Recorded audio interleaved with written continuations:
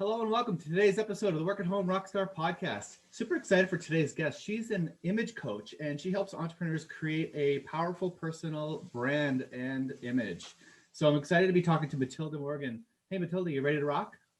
Oh yeah, let's do this. Awesome, cool. So first question I always have is we start off on a good note. So tell me a Mhm. story of success in your business that we can be inspired by. Oh my God, I think I'm trying to. I've been thinking about it and I've been trying to pick one. I think a story of success for me that really stands out is actually just working with some of the people that I've worked with and seeing how they change through the process. And I know that sounds really, really, really corny, but sometimes, especially when you go through the highs and lows of business and entrepreneurialism, we've had some big highs and we've had some big freaking lows, and sometimes it's really, really good to have that incredible reminder of that's why I do what I do. So, and helping, people with, some of them have just, it blows my mind. They've created incredible businesses, incredible communities around them, and they're still struggling with their image and, loving themselves and loving their body. So, sometimes it's just like the simple act of seeing how they relate to their body and how they stand, and really embrace everything that they do. It just lights me up and makes me go, oh my God, this is why I do what I do. And so that, it to me, is the biggest success. I could talk about money, I could talk about everything else, but that is every time what I go back to. So how does that sound, Tim? Is that all good? Well, yeah, and I mean, in your particular business, I mean, something helping someone with their image is something that just would translate into everything in their life. So yeah, I can Yeah, see how that would be really rewarding to not only help them to grow their business, but also just help them grow their personality, right? yeah, yeah. It makes sense for a lot of people. It's fascinating, um, the awareness, because I'm highly visual, right? So that makes sense for what I do. So, the connection that I have to, and I'd say you'd be like, it's like you listening to music, like people listening to music when you hear those chords and you just go, whoa. Yeah. So this is what I see. And, once they become aware of, like, those chords as well, and what they see as well, it's just like, and it just takes their businesses to a whole new level. Um, so that's really what I love. Like, and I think in terms of any other success, I reckon, you know, personally, I'm pretty proud of um, working with 22 communities in Java. So when I first started in fashion, um, you know, I, I realized, like, I created this massive community of um, artists that were making these clothing. So to me, that's also a success as well. So, and then there's yeah, making whatever amount of grant. I think the next, like, the biggest success, I think it was like 40 grand in a month. So that was really good success as well, if you want to talk about numbers and all that kind of stuff. So how's that sound? That's good. Yeah. So now you mentioned that when people become aware, as a musician, I know that when I listen to music, you are right. I listen to it very differently. I hear different things than other people do, and that can be a blessing. It also could be a curse because I also hear the bad notes, and it frustrates the crap out of me when I'm hearing that type stuff. So, which leads me right into the next topic, which is the bad note. And in Mm. business, we are going to make mistakes. I mean, that is just one of those things that we have to be okay with, I guess.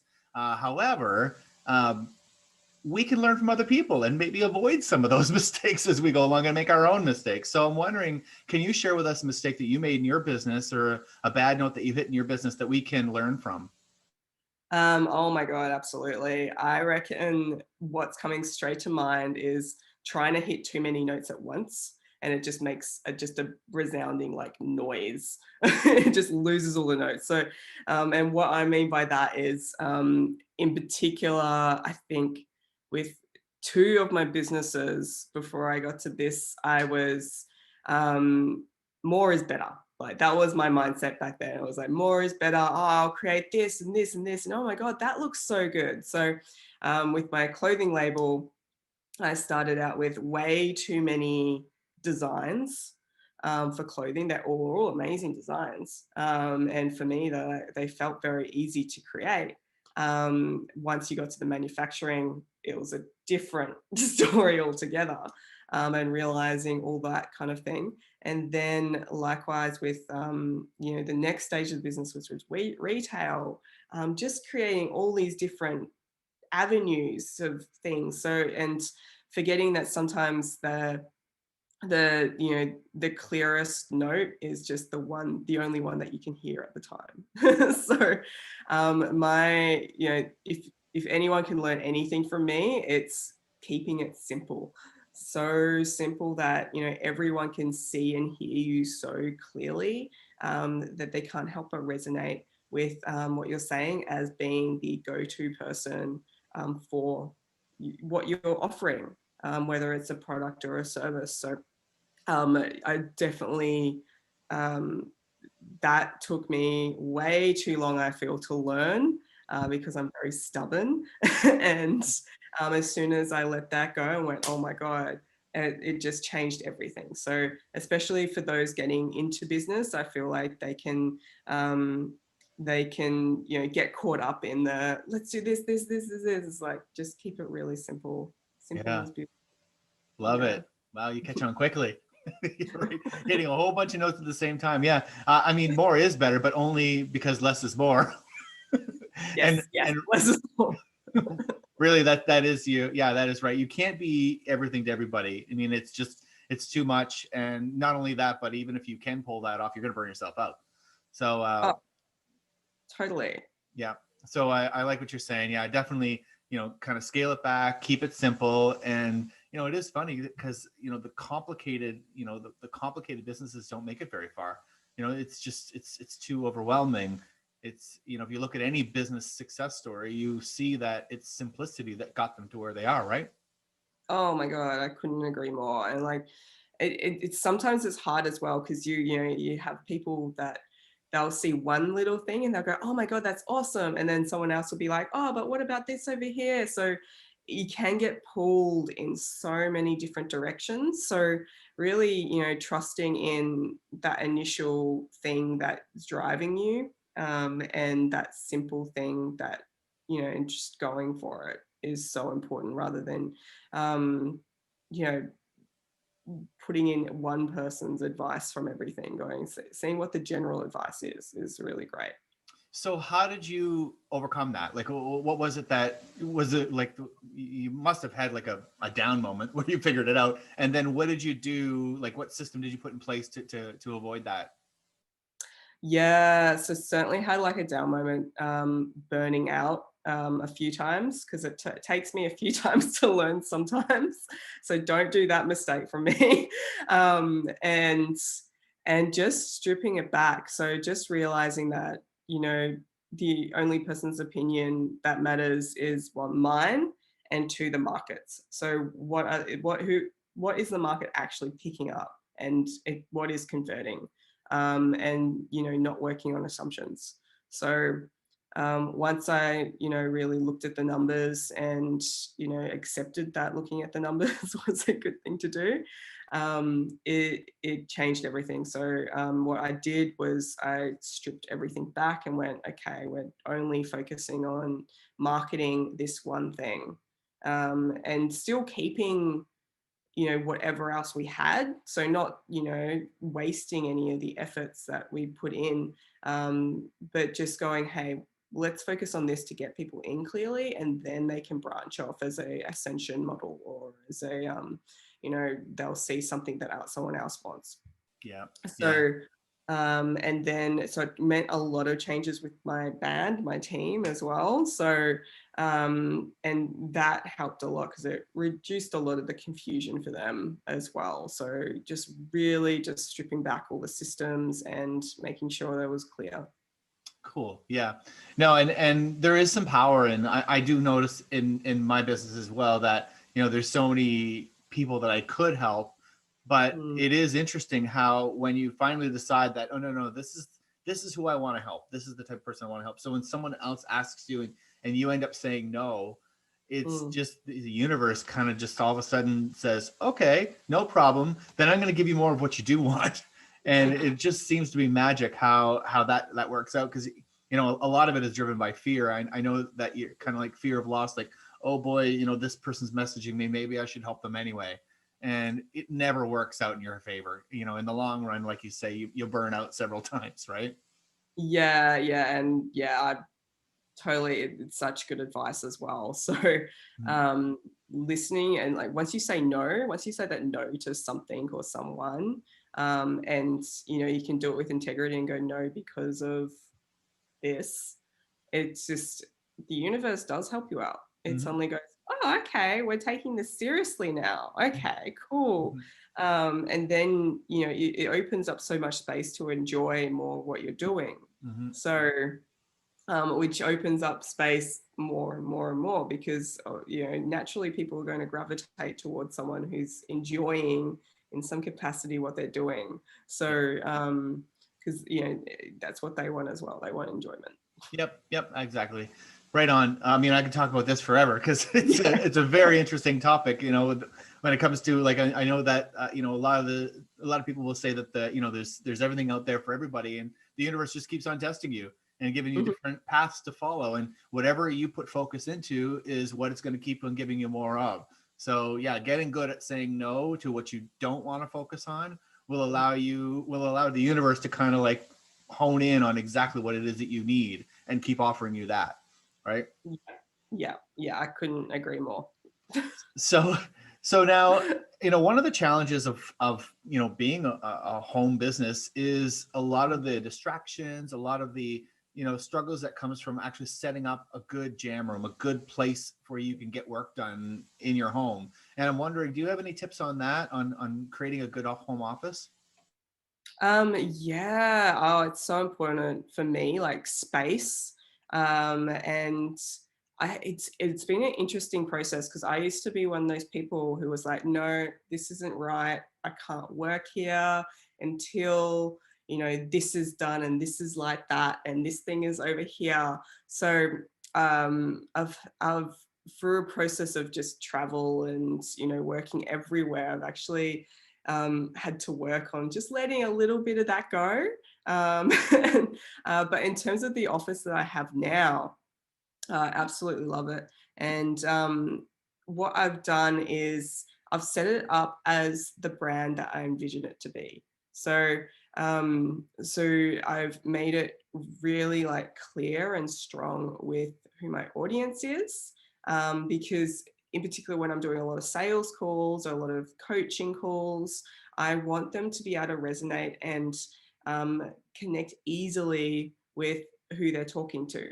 So, it's exactly like in your room, you can see the guitars and music and, that stuff around you. So instantly people are going, oh yeah, cool, rock star. It makes sense. So I have the same kind of things and they help with reminders of me as well. I've got clothing in the background of my room. So I'm actually in my lounge room at the moment, so that's why you can't see it.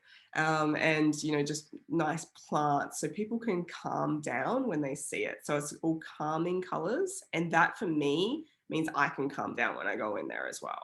And then I've got this like lovely, gorgeous, big throne chair that makes me feel like an absolute queen.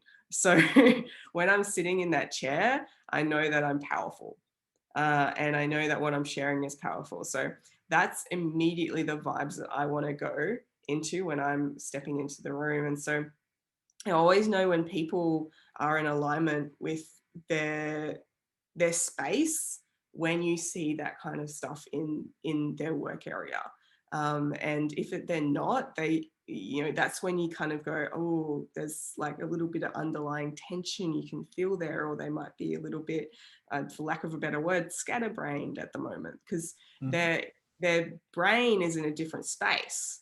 So even like I'll go as far, I always close doors. All my doors are always closed because I want to close that space So at the moment, my office door is open because I'm, talking with you. So I want that space to be open and connected to me.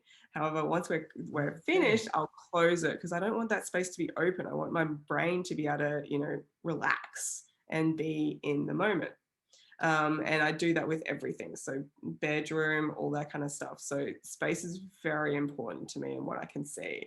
So does that answer a little bit of Yeah, that? no, you're a very good person to talk to about this because of the whole image type, background in your business. Yeah, because yeah, you're right. I mean, actually, one of that, like I've got that divider that's right there. The reason Yeah. why is because right behind it is an electronic drum kit, which is filled with Mhm. wires everywhere, and it's super fun for me to play. But Yeah. it's not so much fun to look at when you're trying to do your business because it's just like you say, it's very scattered, right? There's just wires everywhere, right? Yeah. And so I hear what you're saying. Your room has to, you know, project the energy. I mean, I know that a lot of personal growth coaches, like the big guys, Tony Robbins and all that stuff, talk about being in state. And you can't really get into a good state if your room is completely scattered. And you can definitely set it up in a way that will get you into state when you walk in, right? Yeah. Yeah. Oh, totally. So, I always like I just had a big training week away. So immediately what I do once I've had a big week or gone through some kind of transformation or something like that is I come back and I reassess my space. So I've just organized my office again to make sure it still resonates with me. And so that just, make sure that's not tied to my past, but tied to my future.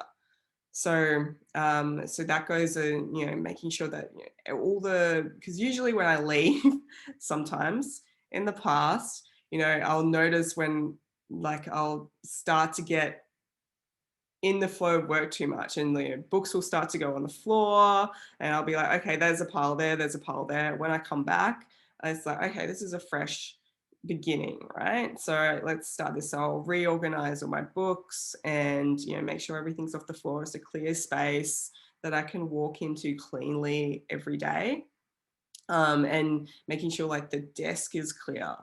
Because immediately, if my desk isn't clear, I'll be fidgeting as as I'm trying to speak to people, and it's in no reflection of the person that I'm speaking to. It's just because my eyes have to do something, and then my hands need to do something, and it takes away the focus from the work I could be doing. Likewise, even if I'm not talking to someone, I'll just be kind of like, oh, there's a pen over there.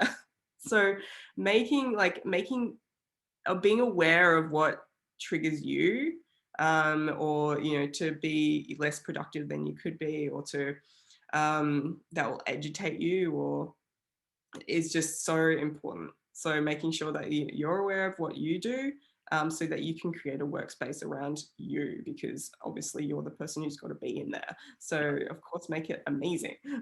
Yep, So, totally. Okay, so now we've got our business, we've got our, beautiful room that we are in state in. Now it's time to go out there and get some fans for your business. So tell me, how do you go out there and get people to look at your business? oh my god. So instantly, of course, I'm going to say the clothing that you wear. So,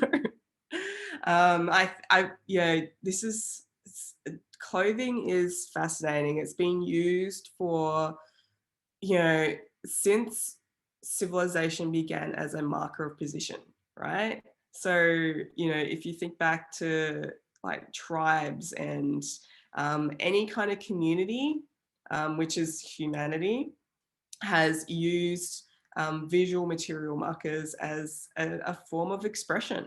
So, therefore, so what your audience is looking for to get attention is someone that they can resonate with. That marks you as someone in their community. And they're also looking for someone who they can aspire to be. So they're looking for a leader of a particular community to lead them through an issue that they're having. So whether it's in accounting, whether it's in, I want to know what music I can, is best for me to listen to. They're looking for some kind of authority to lead them through this issue, to find a solution, to have amazing time. So how you can like really quickly identify your fans and have your fans like come to you is by kind of saying, well, what resonates with them? What are they going to see? And instantly go, oh, that person I can trust. So, and that person also has something that I don't have yet. So, therefore, they would be a good investment to acquire what I don't have yet. So, and this comes in all these different ways, and we've already got all these visual anchors that are working with us, right? So, if you think of, you could go to a typical banker. So, if you're going to a banker, typically what you're looking for is a really sharp suit, because you're like, okay, this person has a really sharp suit. They must know what they're doing. Or going to the doctor, they've got a white coat on. Great. So there's all these visual markers that we're already using to pick up this sense of authority. So you can do that in really cool ways, especially so when you're working from home, and entrepreneurs generally would be working with a more niche audience, a more niche fan base, which is good because they are going to be the ones that buy and buy again because they love what you do. That's why they're your fans.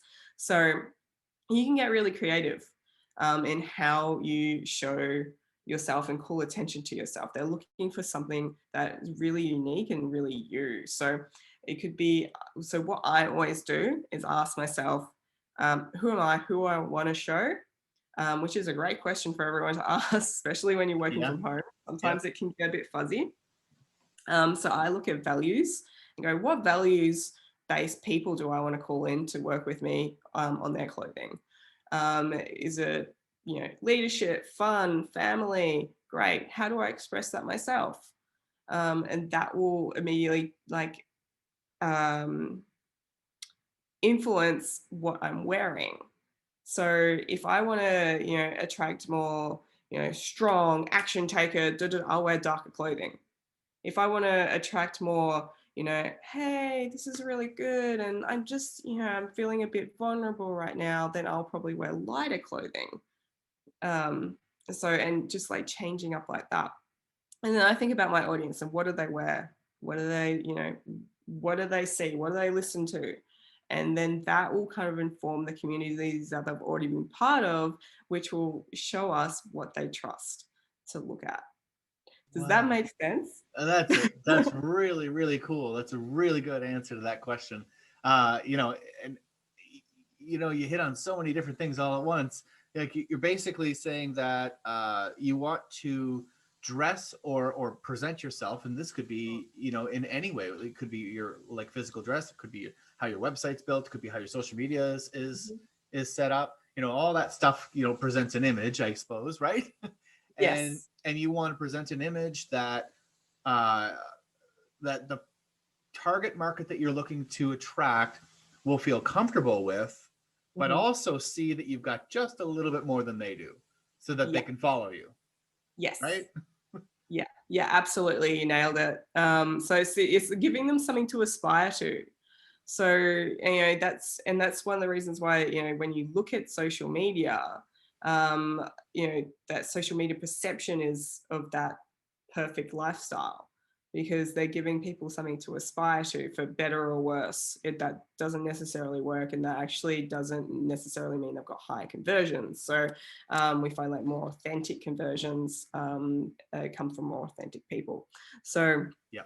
yeah, it is fascinating. And then you can go to there's all different range. Like the person who can show the most range is interesting. So you can like depending on what industry you're in as well. Because I mean, if you went back to music, they've got a really interesting take on personal image. They can actually be louder. Why? Because it's more accepted in their industry to be louder in what their self-expression is. It's almost that performance. Um, so you just got to have a different range on each of the different industries so that you Yeah. can play in. So you can, mix in this play of acceptability. I'm doing my little finger thing here. Yeah. And then you can pull in like, what's my personality? Let's have some fun.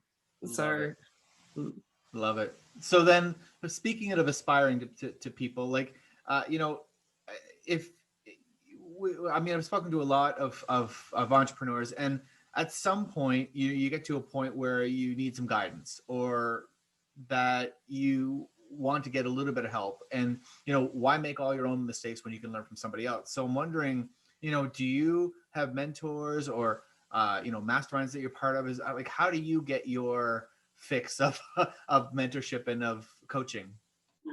Yeah, I certainly have mentors. So yeah, I have both formal mentors that I pay, and so we've got I've worked with two of my mentors, Jeffrey Slater and Kate Gray, for over a year now.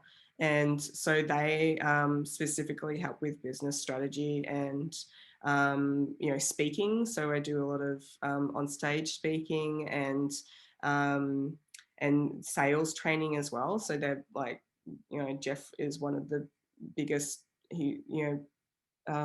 stage sales guys in the world.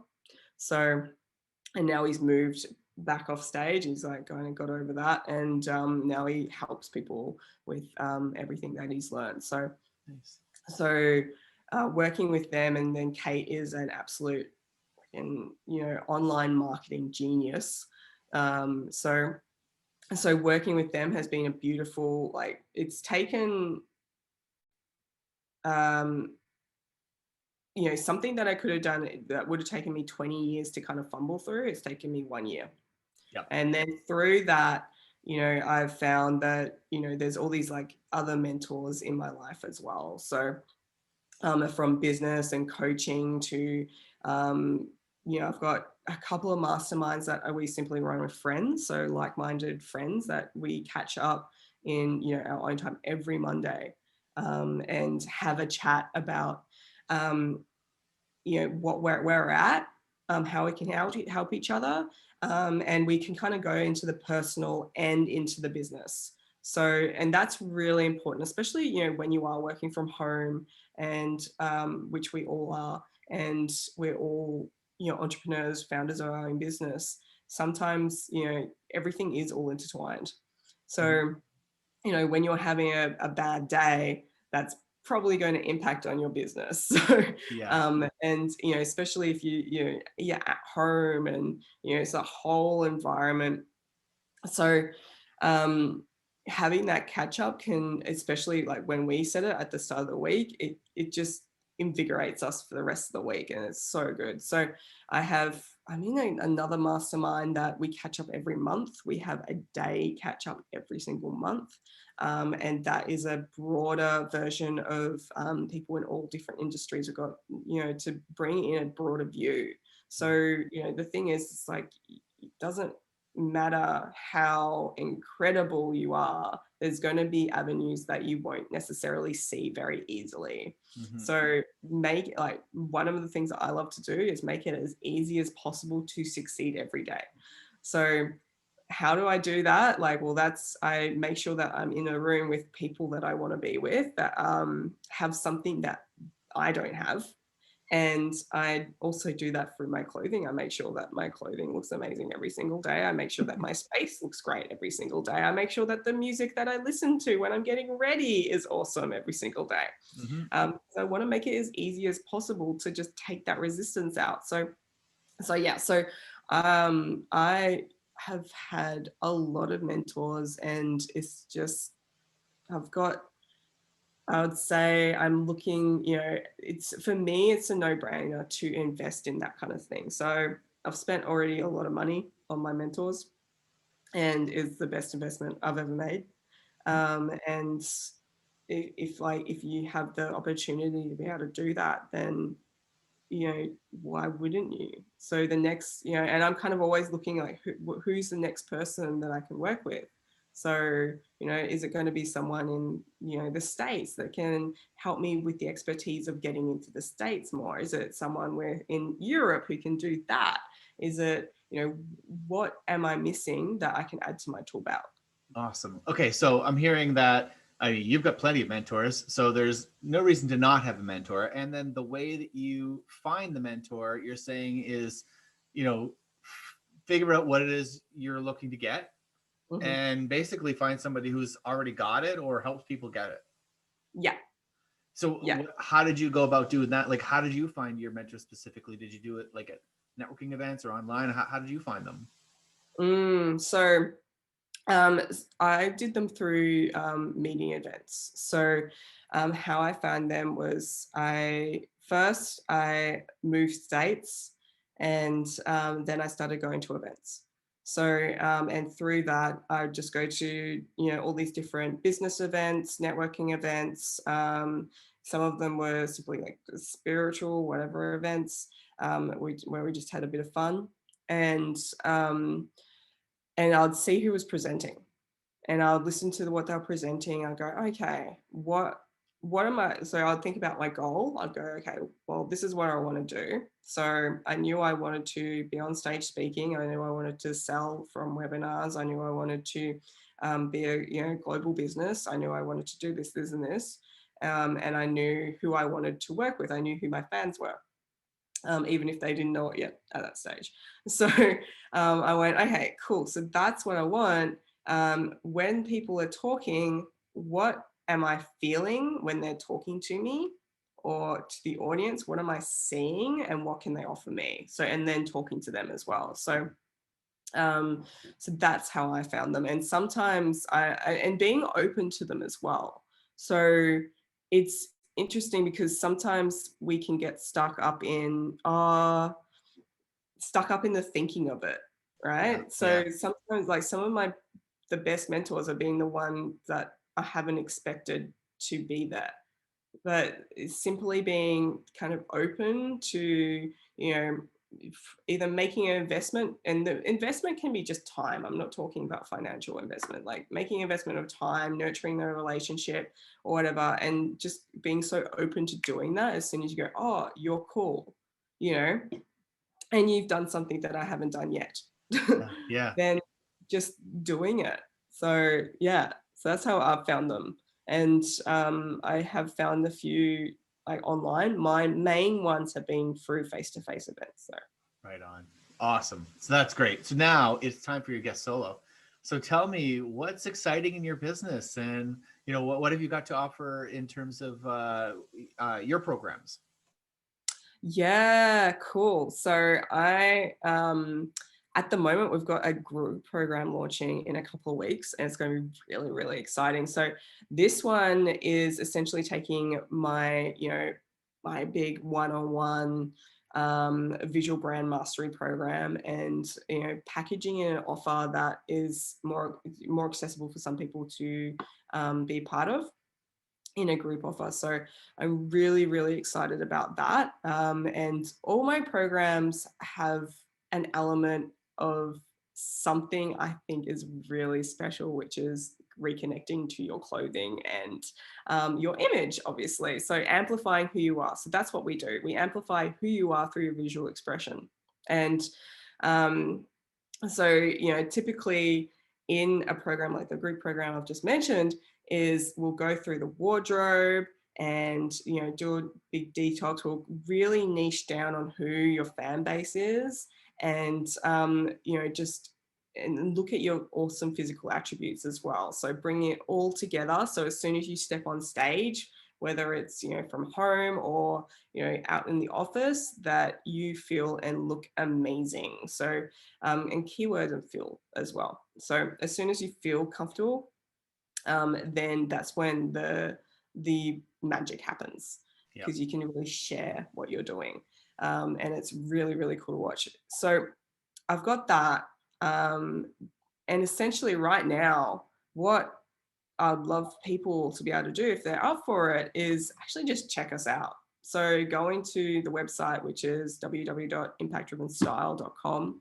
and seeing, bringing this into awareness. Often, clothing and it can be out of awareness for a lot of people, even though it influences us every single day.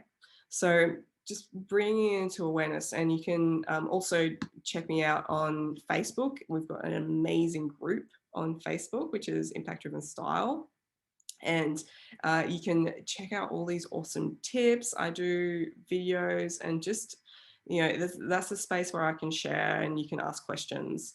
We can just like, start practicing because practice makes perfect, right? So just getting out there and doing stuff, that's what we want to see. So yeah, so you can check it out on Facebook or Instagram, or you can come and have a chat to me on Clubhouse. So Oh, that is a platform that's finally gone to Australia a couple of months ago now.